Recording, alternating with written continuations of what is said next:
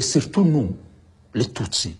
Les Tutsis se sentaient menacés parce que ces gens, ils fouillaient une armée qui disait une armée de Tutsis et ils venaient d'assassiner plus de 1 million de Tutsis.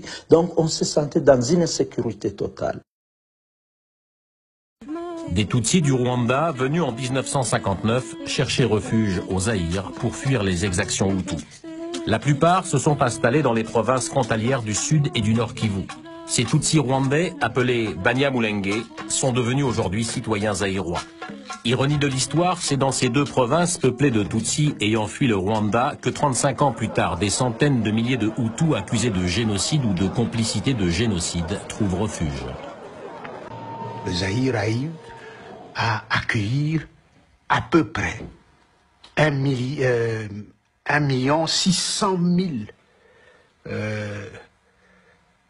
Hutus,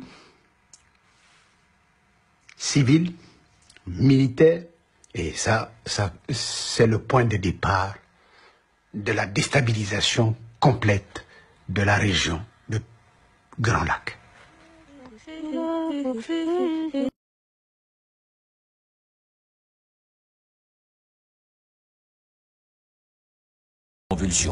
Les causes qui m'ont poussé à prendre les armes contre Mobutu sont les mêmes qui me poussent à le faire aujourd'hui contre Kabila.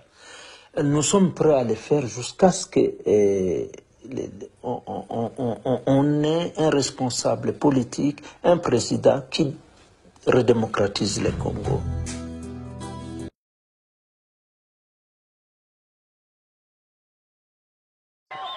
Au Rwanda, dans les camps d'entraînement du FPR, des milliers de Tutsis du Zaïre n'attendent plus désormais qu'un ordre pour passer la frontière et mettre fin à la menace d'un nouveau génocide. Mais Kagame voit déjà plus grand.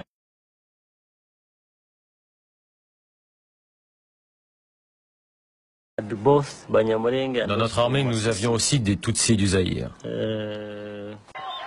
Au Rwanda, dans les camps d'entraînement du FPR, des milliers de Tutsis du Zaïre n'attendent plus désormais qu'un ordre pour passer la frontière et mettre fin à la menace d'un nouveau génocide. Mais Kagame voit déjà plus grand. Quitte à mener une guerre au Zaïre, autant essayer de mettre fin aux 32 ans de règne sans partage de Mobutu. Mais pour renverser le vieux dictateur, une armée même entraînée ne suffit pas. Kagame doit avancer masqué et donner l'illusion à la communauté internationale que ses troupes ne font qu'appuyer une rébellion interne. Il lui faut donc trouver un homme de paille, ce sera un certain Laurent Désiré Kabila.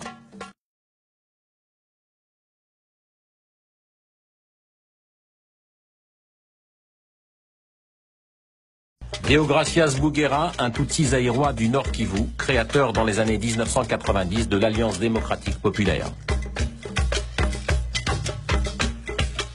Massassou Nindaga, moitié Tutsi, moitié Katangais, dirigeant du mouvement révolutionnaire pour la libération du Zaïre basé au sud Kivu. Au début des années 1990, Massassou a quitté le Zaïre pour rejoindre les troupes de Paul Kagame. De Karaha, de Bouguera, de tous ces types qui étaient là. La plupart d'entre eux ne se connaissaient pas. Et il fallait donc qu'un Rwandais qui les connaisse soit présent pour faire les présentations. Ce jour-là, dans le bureau de James Kabarebe, je suis arrivé le premier avec mon équipe de l'ADP. Après, il y a une jupe militaire qui est arrivée avec 2 hommes d'abord. On voulait essayer de les impliquer ensemble dans une sorte de mouvement politique organisé, capable d'articuler un programme et même de justifier la guerre qui commençait au Zaïre.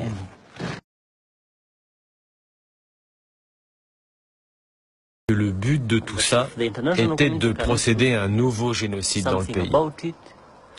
Nous prendrions nous-mêmes les choses en main. Je ne suis pas rentré dans les détails de ce qu'on allait faire, bien sûr. Il a le bon profil, il est zaïrois, n'appartient pas à l'ethnie Tutsi et combat Mobutu depuis plus de 30 ans.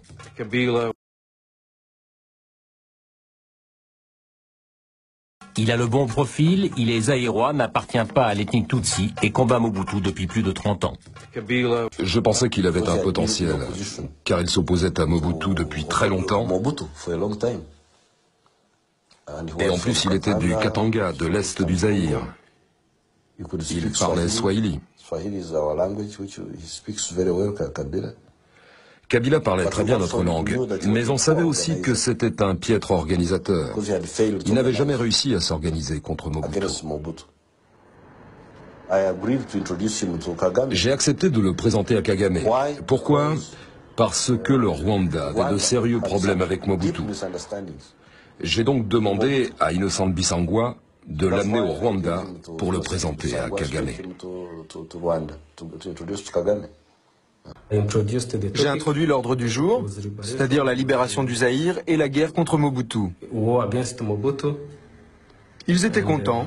Je pense qu'ils étaient contents de s'être rencontrés. Quand nous avons décidé de rassembler ces Zaïrois pour faire la guerre, c'était pour qu'ils combattent avec nous leur gouvernement. C'est-à dire celui qui supportait les miliciens et les soldats de l'ancienne armée rwandaise. Mais c'était aussi pour que tout ça débouche sur des changements en profondeur au Zaïre. Les causes qui m'ont poussé à prendre les armes contre Mobutu sont les mêmes qui me poussent à les faire aujourd'hui contre Kabila. Nous sommes prêts à les faire jusqu'à ce que on ait un responsable politique, un président qui redémocratise le Congo.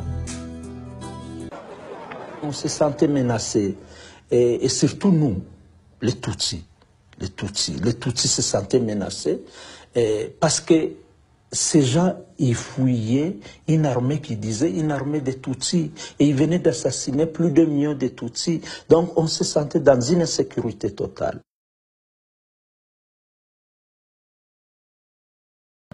Il fallait pouvoir compter sur les Tutsis du Zaïre au cas où Mobutu décidait d'utiliser les Hutus contre nous.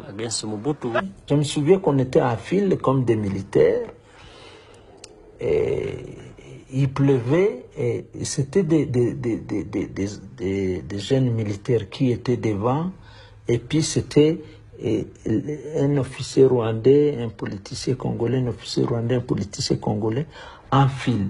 Maintenant, il était évident que nous ne combattions plus seulement les anciens de l'armée rwandaise et les miliciens, comme nous l'avions prévu, mais que nous affrontions directement les troupes de Mobutu.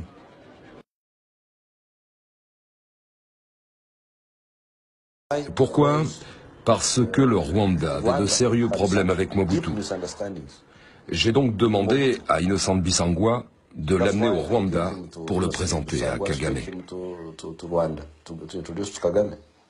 Le gouverneur du Sud Kivu, qui vivait à Bukavu, a fait une déclaration à la radio. Il donnait une semaine seulement aux Tutsis zaïrois du Sud Kivu, notamment à ceux qui vivaient dans les montagnes de Mulenge, pour quitter le pays sous peine d'être tués dans les 6 jours.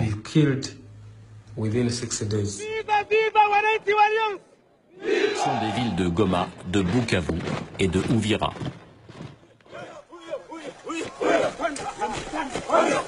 Nous sommes passés par Gisenyi pour entrer dans la ville de Goma. Et je me souviens que c'était la nuit, nous sommes entrés à 22 heures. Et nous étions avec les officiers rwandais. Nous n'avions pas porté Kabila au pouvoir juste par altruisme, mais parce que nous avions des intérêts dans cette affaire. Il était hors de question que les intérêts du Rwanda, de l'Ouganda et du peuple congolais au Congo passent à la trappe.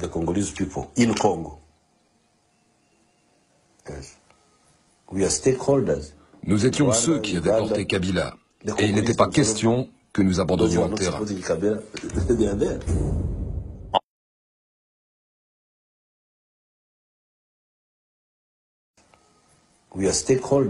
Nous étions ceux qui avaient porté Kabila, et il n'était pas question que nous abandonnions le terrain. Nous étions ceux qui avaient porté Kabila, et il n'était pas question que nous abandonnions le terrain.